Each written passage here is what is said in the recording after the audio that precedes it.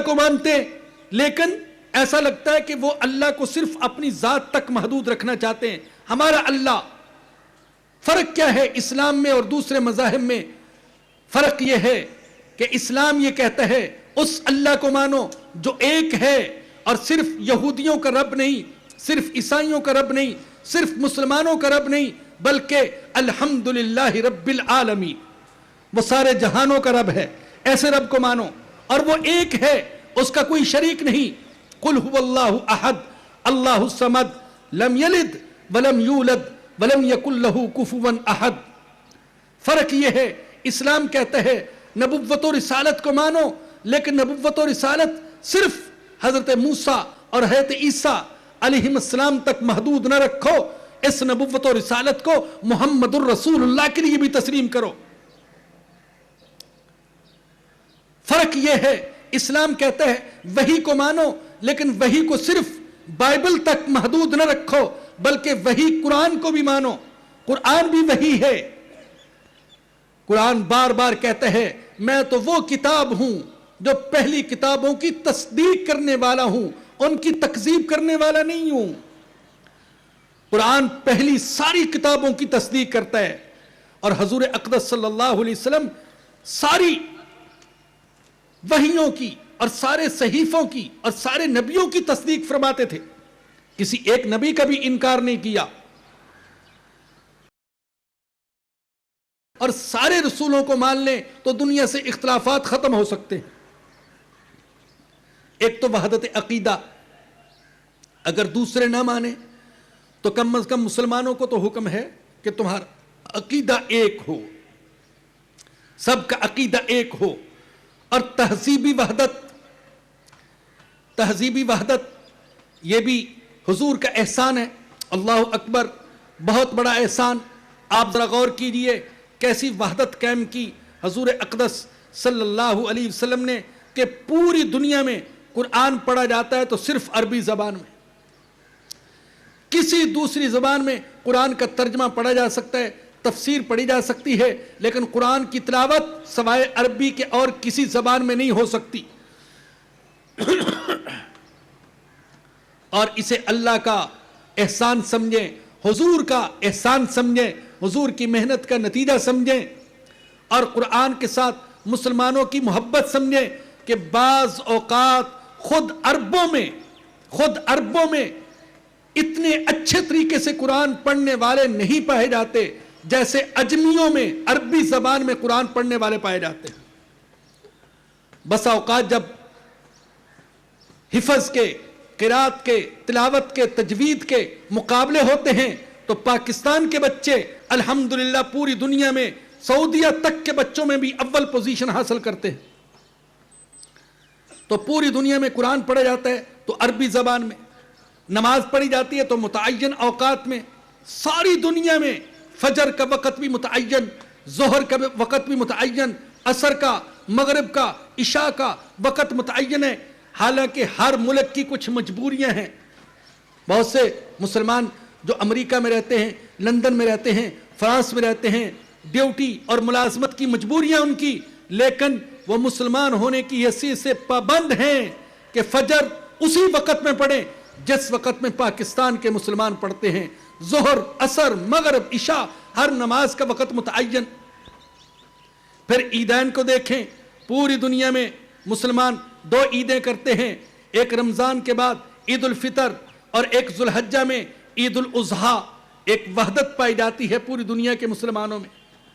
اور حج تو ایک ایسی زندگی ہے، حج تو ایک ایسی عبادت ہے، ایک ایسا عمل ہے کہ وہاں تو تفریق، تقسیم کے اور اختلاف کے سارے بت ہی ٹوٹ جاتے ہیں. کیا گورا اور کیا کالا، کیا امیر اور کیا غریب، کیا بادشاہ اور کیا فقیر، سب کا ایک ہی لباس. بلکہ حد یہ مذاق کے طور پر کہہ رہا ہوں، حد یہ کہ کیا بریلوی، کیا دیوبندی، کیا اہل حدیث، کیا مقلد، کیا غیر مقلد، سب کا ایک ہی لباس اور سب کا ایک ہی نعرہ، لبیک اللہم لبیک لبیک لا شریک لک لبیک. وہاں کوئی نہیں کہتا یا غوث اعظم دستگیر، وہاں کوئی نہیں کہتا یا علی، یا مشکل کشا، وہاں کوئی نہیں کہتا، وہاں تو سب یہی کہتے ہیں لبیک اللہم لبیک لا شریک لک لبیک، تیرے سوا کوئی نہیں، تیرا کوئی شریک نہیں، میں حاضر ہوں، تیرا بندہ بن کر حاضر ہوں۔ تو سارے بت ہی توڑ دیے، ایک وحدت قائم کر دی۔ نماز کی جماعت میں دیکھیں کیسے صفیں بن رہی ہیں، کیسی وحدت قائم کی۔ یہ میرے آقا کے احسانات ہیں لوگوں۔ آج چونکہ ہم دن رات ان چیزوں کو استعمال کرتے ہیں، ان چیزوں میں رہتے ہیں، تو ہمیں احساس نہیں ہوتا کہ یہ بھی کوئی نعمت ہے۔ لیکن وہ جو بات میں نے پہلے کہی تھی، ذرا سوچئے، حضور نہ ہوتے تو کیا ہوتا؟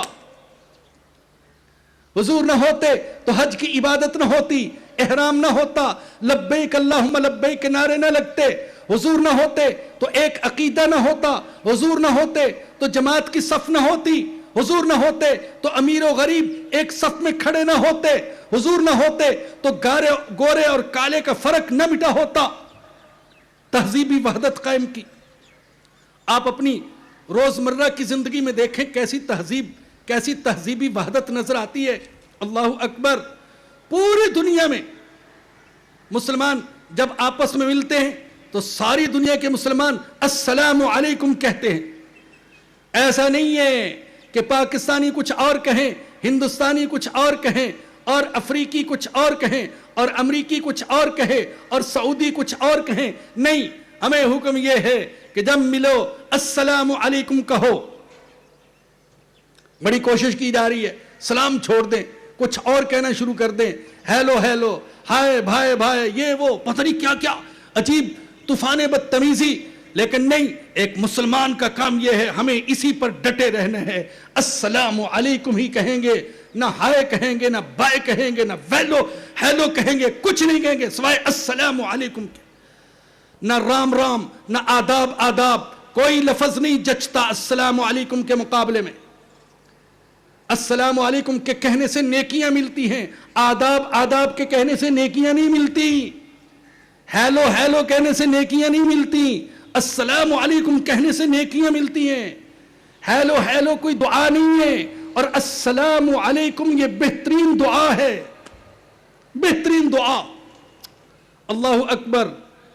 السلام علیکم کا معنی کیا ہے؟ تم پر سلامتی ہو۔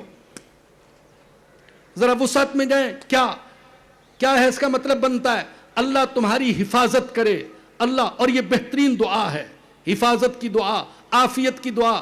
اللہ تمہاری حفاظت کرے بیماری سے، چوری سے، ڈکیتی سے، حادثے سے، ایکسیڈنٹ سے، گناہ سے، برائی سے، شر سے، جنوں سے اور عیسائیوں سے، یہودیوں سے، کافروں سے، مشرکوں سے، دشمنوں سے اللہ تمہاری حفاظت کرے۔ بتائیے اس سے بہتر دعا کیا ہو سکتی ہے؟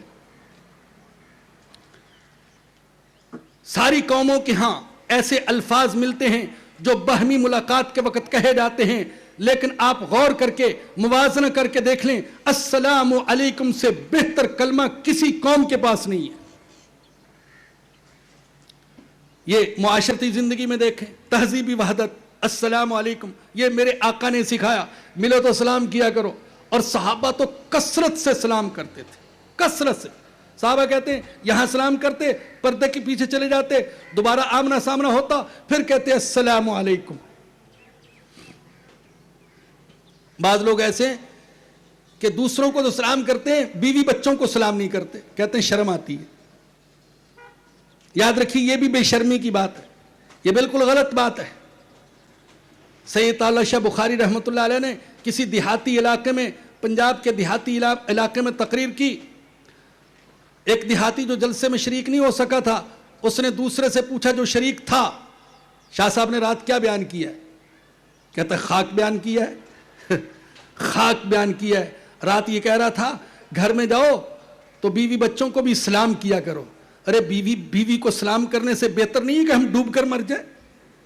یہ اس کی گویا کہ غیرت کے خلاف ہے۔ بیوی کو سلام کروں السلام علیکم، یعنی اس کو غیرت کے خلاف سمجھ رہا ہے۔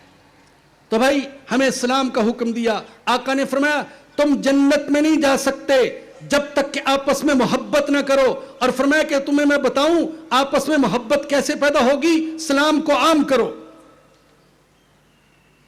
اجنبی کو بھی سلام اور جان پہچان والے کو بھی سلام۔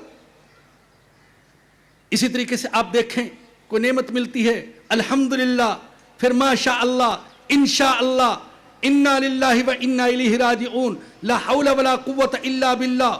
یہ تہذیبی وحدت پوری دنیا کے مسلمان ایسی کرتے ہیں، وعدہ کرتے ہیں تو کہتے ہیں انشاءاللہ.